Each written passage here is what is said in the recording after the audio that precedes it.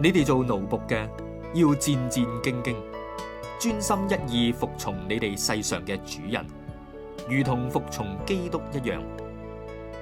唔好當住主人面子工作，只為博取歡心。服侍人亦要好似基督嘅僕人，甘心樂意行上帝嘅旨意，服侍基督一樣。因為佢係我哋真正嘅主。要記住，唔理係做奴隸亦好，做自由人亦好，主都會照佢所做嘅回報佢。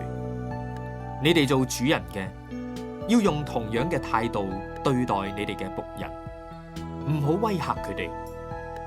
要記住，你哋主僕二人都同有一位主人喺天上，佢係大公無私，絕不偏待人嘅。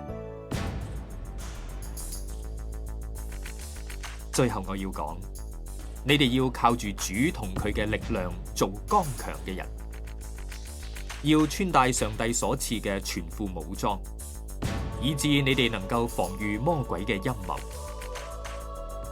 要知道，我哋戰鬥嘅對象唔係世上嘅血肉之軀，而係天上靈界嘅權勢，就係嗰個掌管呢個黑暗世界嘅邪惡勢力。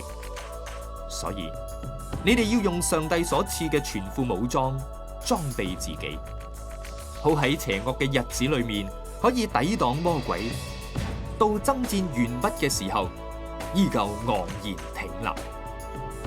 所以弟兄姊妹，各就各位啦，用真理束腰，以公義當做護心鏡遮胸，着上和平福音嘅鞋，準備行動。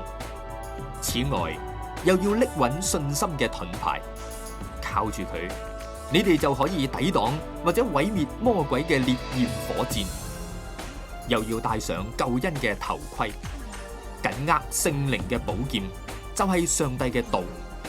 隨住聖靈嘅感動，成日專心禱告，懇切祈求，並要提高警覺，不停咁為聖徒代禱。亦請你哋為我祈禱，等我喺開口嗰陣，有適當嘅話賜俾我，好令我能夠放膽將福音嘅奧秘講解明白，亦令我喺呢件事上放膽講我應該講嘅。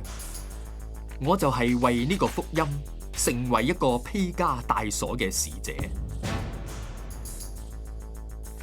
至於我嘅近況，我親愛又忠心嘅同工大基